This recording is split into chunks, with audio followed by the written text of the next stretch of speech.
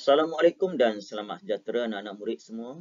Berjumpa kembali untuk kita mempelajari Bahasa Melayu tahun 5. Tajuknya iaitu Usah Panik. Untuk mengetahui lebih lanjut, jom kita belajar bersama-sama. Objektif yang ingin dicapai pada hari ini, cikgu mengharapkan anak-anak murid dapat bercerita dengan sebutan dan intonasi yang betul dan sesuai berdasarkan kemahiran pada hari ini iaitu kemahiran mendengar dan bertutur. Mari kita baca petikan dalam Bahasa Melayu tahun 5, tajuknya Usah Panik. Afifi mengikuti Encik Nazri ke Wisma Kencana. Encik Nazri ingin berjumpa dengan rakannya di Aras 14. Mereka... Pada hari ini, cikgu nak anak-anak murid melihat gambar yang diberi dan isi-isi penting yang diberi ini sebagai panduan untuk kamu bercerita berdasarkan gambar. Lihat dulu gambar yang pertama. Gambar orang berada di hadapan lift. Apa isi penting yang diberi? Memasuki lift, itu yang pertama. Yang kedua, menekan butang lift. Manakala gambar yang kedua pula, masih di hadapan pintu lift. Isi pentingnya, pintu tidak boleh dibuka. Teringat larangan. Larangan ni apa? Peraturan-peraturan ketika menggunakan lift. Ada beberapa perkara yang dilarang semasa berada dalam lift. Antaranya, melompat atau merosakkan peralatan di dalam lift. Yang kedua, membuka pintu lift secara paksa. Dan yang ketiga, memanjat keluar melalui ceiling lift. Gambar yang ketiga pula, cuba membuka lift tetapi tidak boleh digunakan. Apa isi penting dia? Hubungi bilik kawalan dan yang kedua, tidak panik. Gambar yang keempat pula, gambar ada berkaitan dengan apa? Pasukan bomba dan penyelamat. Isi penting dia, duduk dan bertenang. Berjaya dibuka. Jadi kita jangan panik. Dan gambar yang kelima, dialog ringkas daripada anggota bomba. Terima kasih kerana bijak bertindak. Isi penting dia, selamat, memuji dan berbangga. Untuk menguji pemahaman murid berdasarkan apa yang kita pelajari pada hari ini, jom sama-sama kita menjawab latihan yang telah pun disediakan.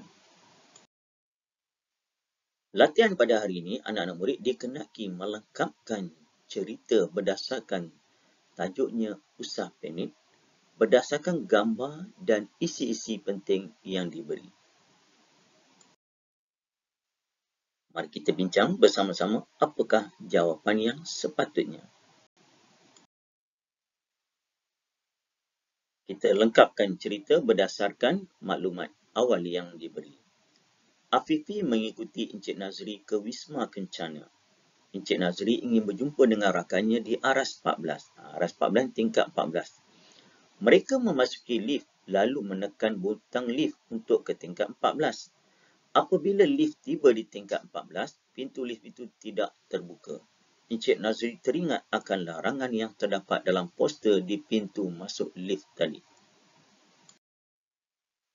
Perenggan berikutnya, Encik Nazri menekan butang kecemasan lalu menghubungi bilik kawalan. Beliau mengingatkan orang-orang yang terperangkap di dalam itu agar tidak panik. Beliau juga meminta mereka duduk dengan tenangnya. Jika berlaku apa berlaku, kita kena tenang. Bila kita tenang, kita boleh berfikir dengan sempurna. Perenggan berikutnya, tidak lama kemudian, pintu lift itu berjaya dibuka oleh anggota bomba dan penyelamat. Tengok, bomba bukan memadamkan kebakaran saja. Hujung dia, bomba dan penyelamat. Akhirnya mereka berjaya keluar dari lift dengan selamatnya. Untuk perenggan penutup, anggota bomba dan penyelamat mengucapkan terima kasih kepada Encik Nazri kerana telah bertindak bijak. Encik Nazri pula memuji anggota bomba dan penyelamat yang bertugas penuh dedikasi. Beliau sungguh bangga dengan sikap mereka. Apa yang kita boleh belajar di sini?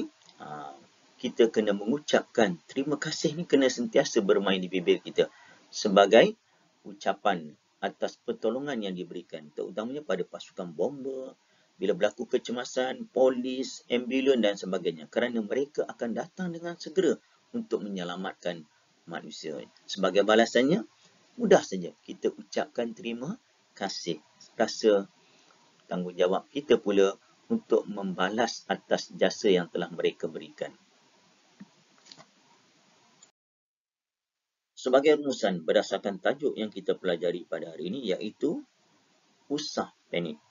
Mungkin sesiapa yang tinggal di kawasan flat, pangsapuri, kondominium dan sebagainya, lift amat penting. Jadi jangan sembarangan kita menggunakan lift dengan cara yang tidak betul dan kita kena hargai kemudahan yang telah disediakan. Jika rosak, kita hubungi pihak-pihak yang tertentu dengan kadar segera. Bayangkan orang yang tinggal di tingkat, kita sudah ada bangunan yang tertinggi di Malaysia, iaitu Menara 118. Bayangkan 118 tingkat. Kalau lift rosak, bagaimana nak menaiki tangga nak sampai ke tingkat atas? Itu saja perkongsian cikgu pada ini. Kita jumpa lagi dalam tajuk seterusnya. Assalamualaikum. Selamat sejahtera semua. Bye.